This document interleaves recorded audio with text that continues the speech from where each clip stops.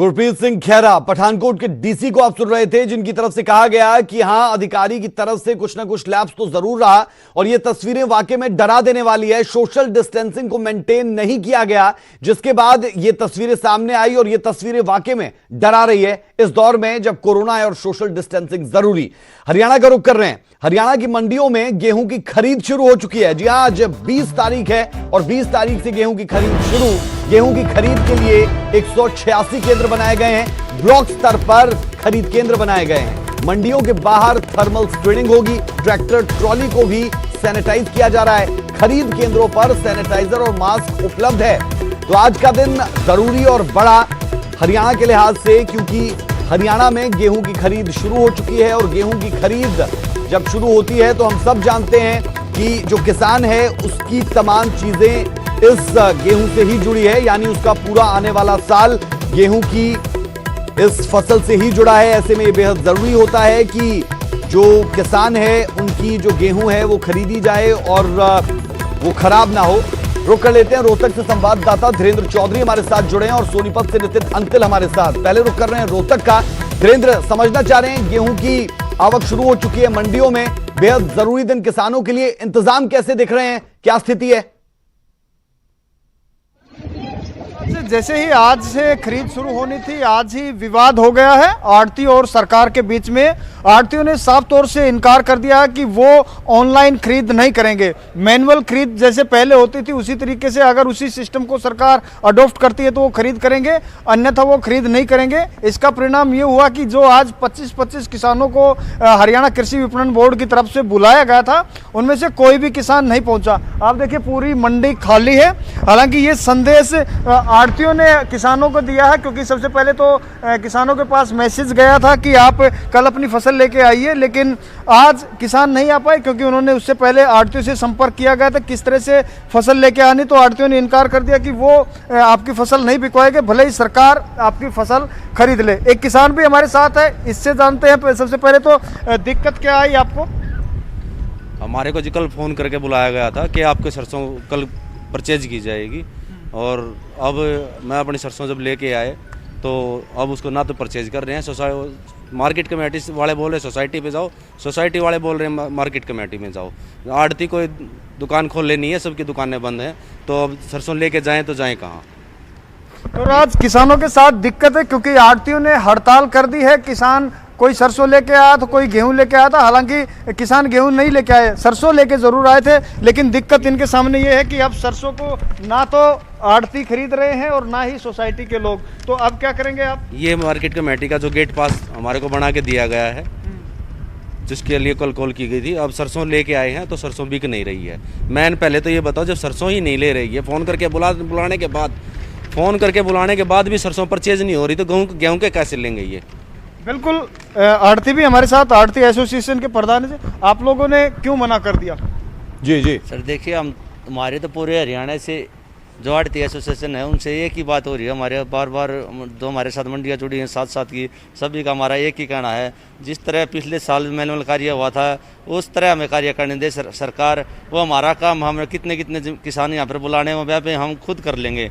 एक आढ़ती अपने 10-10, 5-5 करके हर एक किसान को बुला लेगा। जिसका रजिस्ट्रेशन नहीं हुआ पहले सरकार ये करीब है, जिसका पंजीकरण हुआ पहले इसको लेंगे, जिसका पंजीकरण नहीं हुआ सर तो किसान तो वो भी है, समस्या तो उसको भी है, पैसे की समस्या भी है, उसको बच्चे का एडमिशन भी कराना, आगे लॉकडाउन जब खुल जाएगा और भी बहुत खर्चे हैं, कमाने वाले के पैसे भी देने हैं, तो वो क्या करेगा? वो तो परेशान वो भी तो हमारा तो सरकार से एक ही बात है, ये सर इस कार्य को आप मैनुअल करने दें। तो ये ऐसी स्थिति में हम आज खड़े हैं तो सरकार को कोई टर्म कंडीशन नहीं लगानी चाहिए, तो पहले लेकिन ये भी जानिए कि ये काम सरकार का है और सरकार भी चाह रही है कि किसानों के लिए चीजें स्मूथ हो जाएगी, बाद में देख लेना। अभी हमारे इस तरीके से चीजें स्मूथ तो नहीं होंगी अगर हड़ताल पर चले जाएंगे।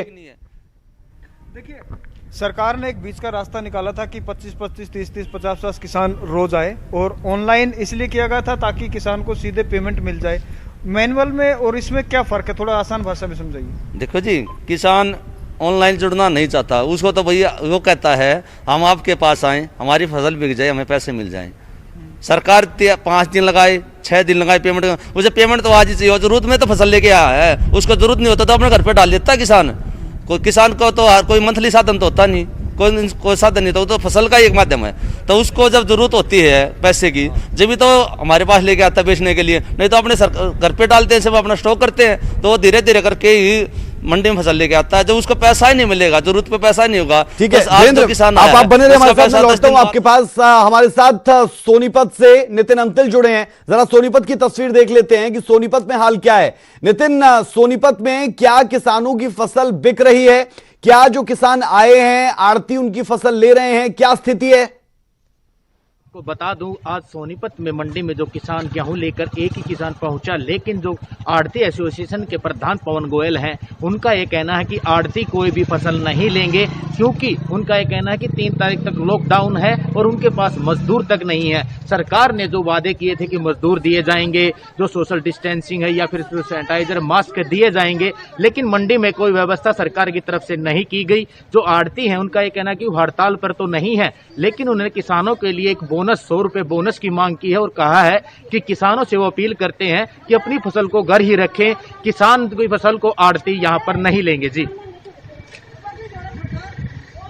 बिल्कुल, लेकिन स्थिति तो अजीबोगरीब है कि जो किसान आए भी उन किसानों के लिए भी कुछ हो नहीं पा रहा, और दूसरी तरफ कहा जा रहा है कि हड़ताल नहीं है। ये तो एक तरह की हड़ताल ही हो गई नितिन। उसके साथ साथ जो किसान यहां पर आए थे उससे बातचीत हुई, वो क्या कह रहा है? क्योंकि मुश्किलें तो बढ़ेंगी आने वाले दिनों में, किसान अपने पास कितनी फसल रख लेगा, ये भी सवाल है।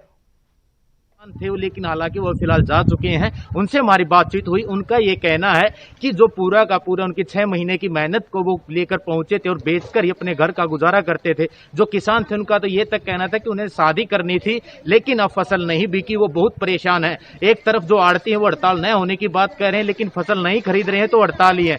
आप देखें, मेरे पीछे भी आप देखें कि पूरी की पूरी मंडी खाली है, सिर्फ गाड़ियां खड़ी हैं, 2-4 मजदूर ही यहाँ पर बैठे हैं जो बाहर से आड़ती थे। लेकिन जो आड़ती हैं उनका ये कहना है, एक सफाई ये है कि जो मजदूरों का वादा सरकार ने किया था कि मजदूर वो देंगे, वो पूरा नहीं किया, क्योंकि जो किसान फसल लेकर पहुंचेगा गेहूं उतारने के लिए, गेहूं बोरियों में डालने के लिए मजदूर जरूरी है, लेकिन सरकार उनके मजदूर देने के वादे को पूरा नहीं कर पाई। और 3 मई तक फिलहाल जो आड़ती है वो कह रहे हैं कि हम ठीक है नितिन बने रहिए हमारे साथ। तो कहीं ना कहीं जो आड़ती है वो सरकार से सीधी मांग कर रहे हैं कि मैनुअली काम किया जाए, जो बात की गई थी मजदूर दिए जाएं, वो मजदूर मिले, मास्क से लेकर सैनिटाइजर उपलब्ध हो, ये सब कुछ नहीं। ये रोहतक और सोनीपत का हाल आपने देखा। आप दोनों हमारे साथ बने रहे, स्क्रीन पर आप लगातार बने हुए हैं। हमारे साथ विजेंद्र जुड़े हैं जींद से। विजेंद्र, जींद में क्या तस्वीर है? क्योंकि आड़ती हड़ताल पर रोहतक में नजर आ रहे हैं और एक तरह की हड़ताल ही हमें सोनीपत में भी देखने को मिल रही है, लेकिन जींद की क्या तस्वीर है, जरा समझाइए। जी बिल्कुल राज, देखिए अगर जींद की बात करें तो जींद के अंदर भी हड़ताल जैसा माहौल है, आड़ती और स्ट्राइक पर हैं और फिलहाल जो है किसानों ने अनाज मंडी के अंदर गेहूं लाना शुरू कर दिया है। लेकिन एक तस्वीर अगर आपको दिखाएं तो जींद की जो अनाज मंडी है यहाँ पर अभी तक सिर्फ 2 किसान आए हैं। हालांकि आज से हरियाणा सरकार ने जैसे जो फसल खरीद शुरू की है, यहाँ पर इस समय तक काफ़ी किसान यहाँ पर आ जाते थे, पूरी मंडी भर जाती थी और जो है आड़ती के जो दुकानें हैं यहाँ पर उनके बाहर अनाज के ढेर लग जाते थे। लेकिन अब तस्वीर अगर आप देखेंगे तो सिर्फ यहाँ पर आपको पूरी मंडी खाली दिखाई देगी। सिर्फ और सिर्फ 2 किसान, एक बीबीपुर गाँव से, गुलकनी गाँव से यहाँ पर आए हैं और इस मंडी के अंदर आधिकारिक तौर पर जो मेरी फसल मेरा ब्यौरा है 12,000 के करीब किसान रजिस्टर्ड हैं। और इसके अलावा जो आड़तियों की अगर माने तो यहाँ पर 25 से 30,000 के आसपास किसान आता है हर सीजन और 20 अप्रैल तक जो है आधा किसान मंडी के अंदर आ चुका होता है। लेकिन अभी तक जो है हालांकि जो खरीद है वो शुरू हो चुकी है। आज हैफेड यहाँ पर खरीद कर रही है, इसके बाद यहाँ पर फूड सप्लाई करेगी और हरियाणा वेयर हाउसिंग कॉर्पोरेशन करेगी, फूड सप्लाई करेगी और इसके अलावा जो है 4 जो एजेंसियां हैं हरियाणा सरकारी वो करेंगी। लेकिन आड़ती अब की बार फसल खरीद नहीं कर रहे हैं। उनका एक ही कहना है, जब तक ये ई टेंडरिंग जो प्रक्रिया है वो कैंसिल नहीं होती, जो आड़ती नहीं मानेंगे उनकी हड़ताल जारी रहेगी। फिलहाल यहाँ पर जो पुलिस के अधिकारी हैं तमाम वो भी यहाँ पर मौजूद थे, अभी राउंड लगा रहे हैं। डीएसपी रणवीर खरब की अगुवाई में यहाँ पर जो सिटी एसएचओज हैं और जो ड्यूटी मजिस्ट्रेट यहाँ पर तैनात किए गए हैं, सेक्टर में मजिस्ट्रेट यहाँ पर तैनात किए गए हैं, तमाम तरह के यहाँ पर सुरक्षा के इंतजाम हैं। लेकिन अगर बात की जाए तो किसानों ने यहाँ पर अपनी फसल कह सकते हैं बड़ी कम मात्रा में यहाँ पर लेकर आए हैं। हालांकि जो यहाँ के अधिकारी हैं मार्केट जो कमेटी के उनका कहना है कि 35 किसान सुबह सुबह आएंगे और 35 शाम को आएंगे। और जो लिमिट लगाई गई थी वो लिमिट भी अब खत्म कर दी गई है कि अगर एक किसान 100 क्विंटल भी लेके आता है तो उसकी पूरी फसल की खरीद यहाँ पर की जाएगी। हालांकि पहले कैपिंग लगाई गई थी, लेकिन अब उस कैपिंग को हटा दिया गया है। इसके अलावा जो भी किसान अगर उसका मेरी फसल मेरा ब्यौरा में अगर जितना मान लिया 20 एकड़ उनका रजिस्टर्ड है और वो 40 एकड़ की फसल भी लेकर आता है तो ऑन द स्पॉट उनका रजिस्ट्रेशन करके उनकी फसल की खरीद की जाएगी।